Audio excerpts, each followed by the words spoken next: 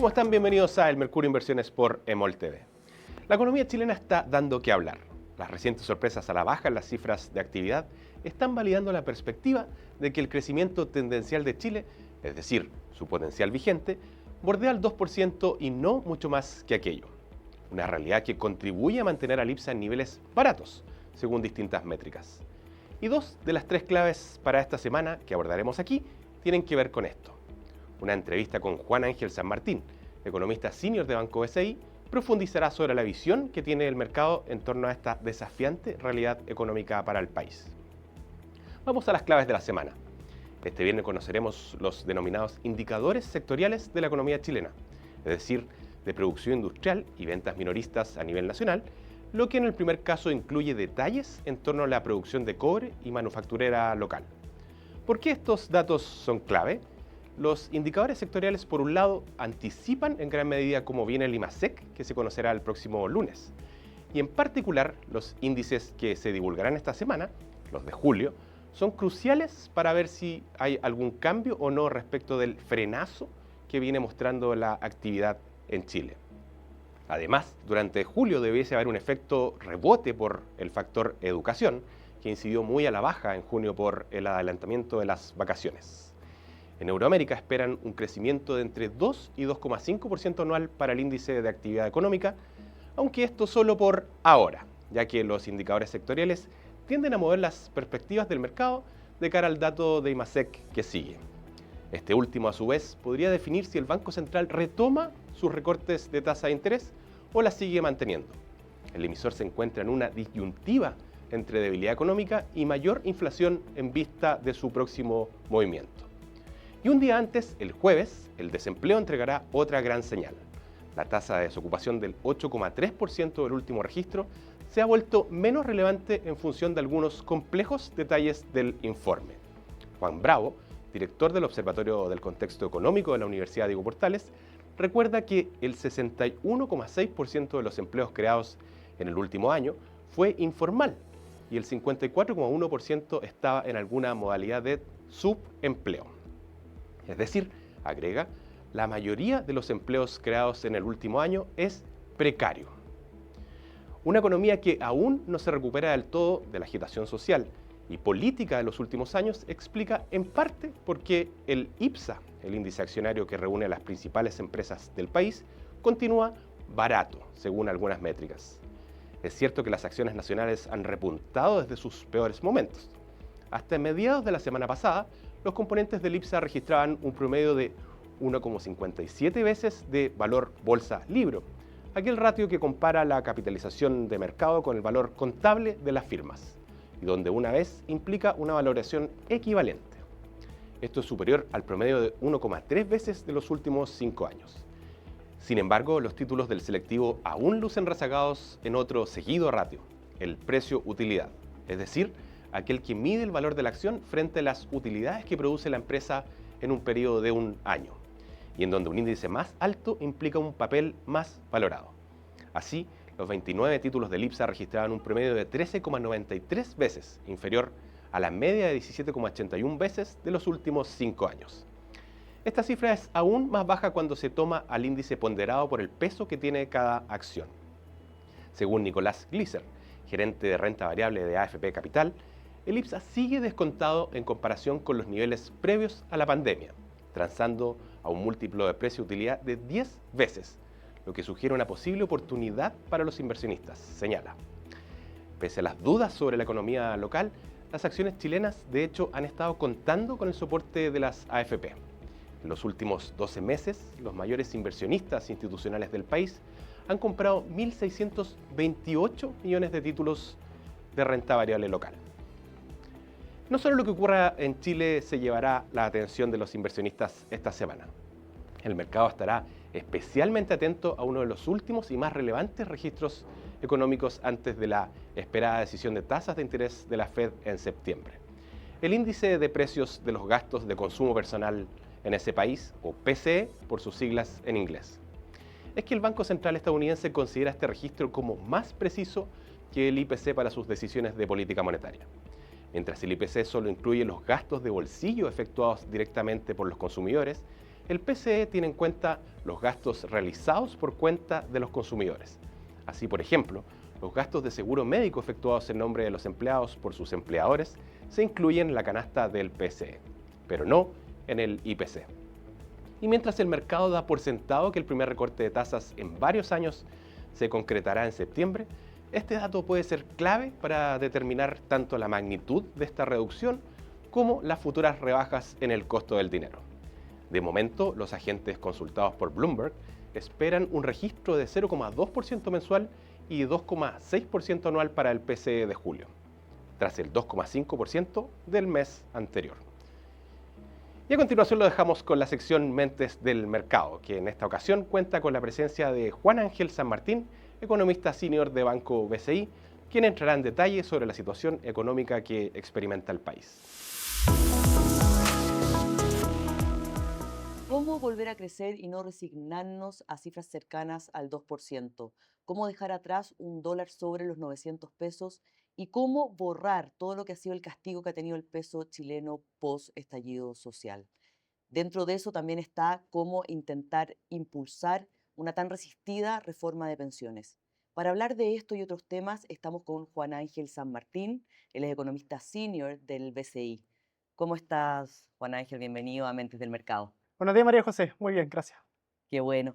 Bueno, a ver, partamos por la pregunta más general. ¿El peso chileno ha visto algo de alivio en los últimos días? La semana pasada, el jueves pasado puntualmente, el dólar llegó a su menor nivel en un mes. ¿Cuáles son las proyecciones que tienen ustedes para el dólar tanto en lo que resta del año como ya más a largo plazo? Bien, primero entendamos la dinámica que ha tenido el tipo de cambio el último año. A diferencia de lo que ha sido otros años anteriores, el tipo de cambio ha estado sujeto principalmente a factores internacionales, factores externos, asociados a lo que son las expectativas de la conducción de la tasa de política monetaria por Mm. parte de la Fed. Ha estado recogiendo principalmente aquello. En la medida que se inicie el ciclo de recortes por parte de la Fed y esto vaya acompañado por una guía clara de flexibilización monetaria hacia los próximos trimestres, junto con cifras de coyuntura económica en la economía norteamericana que apunten a un aterrizaje suave de la economía, eso va a ayudar a que el tipo de cambio en Chile se sitúe ligeramente este año por debajo de los 900 pesos. Y ya entrando ya hacia el 2025, el tipo de cambio debe estar situándose en torno a 870, 850 pesos en un escenario más favorable. ¿Cuándo debiera partir este ciclo de recortes de tasa de la FED? Es algo que venimos esperando ya Eh, hace bastante tiempo. es algo que el mercado ha estado Mm. esperando con bastante ansia y el primer recorte se ejecutaría en septiembre. Este año hay tres reuniones en Estados Unidos, tres reuniones de política monetaria, septiembre, noviembre y diciembre. Sí. Nosotros esperamos que en esas tres reuniones hayan recortes de 25 puntos base, así que, y eso también lo tiene que incorporar el mercado. De hecho, el mercado tiene incorporado recortes algo más abruptos de lo que dirían sus fundamentos. Uno entiende que obviamente hay factores externos que están impulsando el tipo de cambio, pero ¿cuál un poco ha sido el efecto que ha tenido el estallido social, post-estallido social, justamente en el dólar? Tuvo un impacto importante, diría yo, por lo menos durante el 2000, fines del 2019 y a fines del 2022. El peso chileno tuvo un castigo de hasta 200 pesos. Es lo que nosotros hemos venido estimando. Recordemos que hubieron una serie de episodios en el plano local asociados desde fines del 2019, también lo que fueron propuestas constitucionales, elecciones presidenciales, que avivaron principalmente ideas altamente populistas. Así que, como consecuencia, el peso chileno ganó un premio adicional que fueron 200 pesos. Los últimos trimestres, los últimos años, diría durante el 2023 y ya lo que va de este año, este premio por riesgo se ha venido reduciendo. Y en el largo plazo nosotros seguimos identificando, yo al menos sigo observando un premio por riesgo sobre el tipo de cambio de cerca de 130 pesos. Así que en el largo plazo, si la economía está en equilibrio en general y si uno utilizara la estructura económica previo al 2019, lo cierto es que el tipo de cambio debiese estar en el largo plazo cerca de 130 pesos por debajo de los 870 pesos, 850 pesos. Esa es más o menos la magnitud de premio que tenemos actualmente. ¿Y no hay opción de que ese premio pueda llegar a cero finalmente? Hay opción de que eso llegue a cero, el premio se puede disipar en el largo plazo, no es fácil. ¿Por qué? porque lo que hemos venido observando durante el último año es un rezago de lo que fue un ciclo altamente populista en lo que fue el sistema político. Lo que hemos venido recogiendo es que se ha instalado en el sistema político un lenguaje poco técnico, no proclive a largo plazo en cuanto al diseño de las medidas de política pública. En la medida que el sistema político vuelva a tener mayor diálogo principalmente y vuelva a enfocarse más bien en una mirada de largo plazo sobre el diseño de las políticas públicas, acompañada claramente de una mirada técnica, eso va a ayudar a disipar todo grado de incertidumbre, que es lo que hemos venido observando el último año. Y en esta juguera, ¿cómo podría impactar? O sea, tenemos elecciones municipales ahora en octubre, tenemos presidenciales ya el próximo año. O sea, se vienen dos ciclos electorales importantes donde justamente pueden entrar estas promesas populistas que tú un poco planteas. ¿Cómo están viendo la incidencia de esto en este escenario? Mira, la incidencia uno lo puede ver en la volatilidad del peso chileno. El peso chileno históricamente, previo a los shocks que hemos venido conociendo, tiene una volatilidad en torno a 8-10%. Esta volatilidad ya está en torno a un 15% aproximadamente, por sobre de las monedas de sus pares comparables de América Latina, lo que es Brasil, Colombia, Perú en general. Lo que uno está observando es de que el peso chileno se mueve rápidamente ante factores tanto internos como locales. Por tanto, lo que son las elecciones presidenciales durante el próximo año podría generar una volatilidad adicional si es que vuelven más bien en tonos más bien populistas que no apunten más bien hacia una mirada de largo plazo. Así que hay que considerar eso durante el próximo año. Y el cierre de ciertos debates importantes, como es la reforma previsional, que venimos discutiéndola ya hace bastante tiempo. ¿Cómo están viendo esa discusión, las propuestas que se están planteando y el efecto que podría tener justamente en este mismo contexto? Sí, mira, la reforma de pensiones yo creo que es un claro ejemplo de cómo el sistema político ha dilatado, a juicio personal, por gustos políticos de cada uno de los sectores, ha dilatado una reforma necesaria para la economía chilena. Ya desde, diría yo, desde 2008, 2006, se viene discutiendo un incremento en la cotización de un 10 a un 15, a un 18 por ciento, la cual ya la estamos discutiendo hasta el día de hoy. Yo diría que la reforma de pensiones es una oportunidad si es que logramos elevar la cotización individual de un día a un 16% con capitalización individual total y bajo el sistema actual de administraciones. Eso Bajo el sistema actual. bajo el sistema actual de administraciones. Yo diría que eso sería bastante favorable para lo que son las pensiones en el largo plazo y para lo que sería también en lo que sería la profundidad del mercado de capitales y lo que sería la inversión en el largo plazo. Y eso ciertamente generaría mayor confianza en el mercado. Perfecto. Y dentro de eso, ¿cómo están viendo las proyecciones, obviamente, de inflación? Un indicador clave que justamente hablábamos del sistema de pensiones. Bueno, todo lo que ocasionaron los retiros en su minuto. Ahora, ¿cómo son las proyecciones que ustedes tienen? Mira, la inflación ha tenido una inercia quizá algo mayor a lo que uno está observando a fines o mediados del 2023, pero acá hay que diferenciar las presiones inflacionarias que vienen por el lado de la demanda de las que vienen por el lado de la De la oferta. oferta, claro. Y lo que hemos venido observando durante el último año que había un shock principalmente por el lado de la oferta, lo que son el alza de las tarifas eléctricas. Nosotros estamos viendo una inflación que va a terminar el año en 4,7%. Pero de ese 4,7%, cerca de un punto porcentual son por tarifa eléctrica. Por tanto, la inflación en el fondo debiese estar terminando en torno a 3,7 si uno pudiese descomponer la inflación entre los componentes servicios, bienes y este shock que es más bien un shock de oferta. Sí. Y para el otro año nosotros estamos viendo perspectivas de inflación, una inflación a fin de año de un 3,5%. Y ese 3,5% yo diría que 0,6 puntos porcentual va a ser por lo que son tarifas Por las eléctricas. tarifas. Por tanto, el otro año también debiésemos estar terminando más bien en torno al 2,9 o 3%. Acá hay dos impactos del alza tarifa eléctrica. Uno es el impacto directo, lo que significa el incremento propiamente tal, y hay un efecto indirecto. El efecto indirecto está asociado a otros componentes de las canastas que se ven afectadas por Por el alza de la luz. claro, por este incremento de las tarifas eléctricas. Por tanto, durante este y el próximo año, nosotros acumularíamos en cuanto a inflación cerca de 1,5 puntos porcentual de más inflación de lo que debiésemos tener porque recordemos de que se congelaban las tarifas eléctricas en años anteriores. Durante 2 años. ¿Cómo lo está haciendo en ese contexto el Banco Central? ¿Cómo evalúan su manejo? ¿Logró reducir una inflación que superó el 14% durante la pandemia? Mira, yo primero partir por destacar el decidido actuar que tuvo el Banco Central de subir la tasa cuando las presiones inflacionarias estaban elevándose con fuerza. El timing fue el correcto a juicio personal, estuvo en línea con lo que habría sugerido una inflación a un año que se estaba desalineando completamente de la meta del 3%. Por tanto, el actuar que tuvo el Banco Central en un inicio fue bastante acertado. Lo aplaudo y se valora por parte del mercado.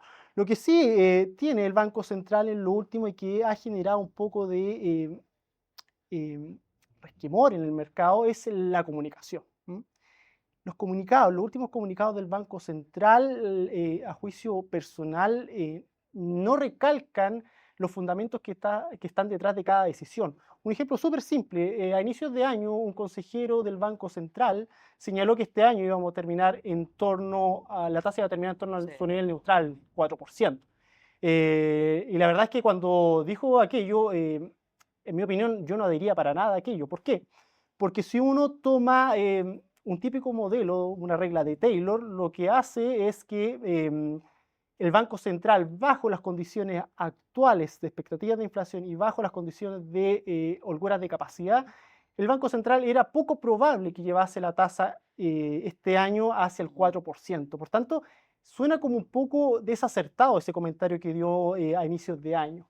Luego ahora hace la corrección y ahora apunta más bien a una tasa de política monetaria a fin de año de un 5,25, lo cual se condice plenamente a juicio personal. En línea con sus proyecciones. En línea con las proyecciones de que uno puede tener de inflación a un año, en base también a que las presiones inflacionarias han venido descendiendo algo más lento. Entonces, hay un tema comunicacional. Y lo último, durante la última reunión de política monetaria, el Banco Central mantuvo tasa y venía recortando desde mediados del 2023.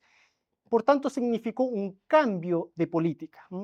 Venía de recortes y ahora viene a mantener tasa. En el comunicado no hay ningún argumento que justifique la mantención de tasa, más allá de que uno como economista sabe por qué lo hizo. ¿Y te parece que no fue acertado mantenerla? En mi opinión fue acertado mantenerla. Para mí perfecto, tenía que mantener la tasa de política y va a ser otra mantención más de lo que queda este año. Lo que causa ruido es que el comunicado no es capaz de señalar el por qué hace aquello, más allá que uno como economista sabe que lo que le preocupa al Banco Central es que se desancle la expectativa de inflación a un año. ¿Y qué está detrás del error comunicacional a tu juicio? Yo creo que falta comunicación con parte de los agentes de mercado. Conversar más qué es lo que está mirando el mercado, qué están haciendo los actores principales, cuál es su visión de cuánto inflación, en tasa. Yo creo que está un poco desacoplado. Me da la impresión que el Banco Central, quiero pensar bien, que está creyendo que está comunicando bien, pero en el fondo no lo está haciendo tal. El mercado, hay un consenso que el Banco Central no está comunicando bien las decisiones de política o por lo menos el camino a seguir. Perfecto, el tema claramente da para mucho, pero en virtud del tiempo te quiero agradecer, Juan Ángel, por haber estado hoy con nosotros. Muchas gracias también a ustedes y sigan viendo la programación del Mercurio Inversiones por EMOL TV. Las AFP no se quisieron quedar abajo de la gran rotación que vivió Wall Street en julio.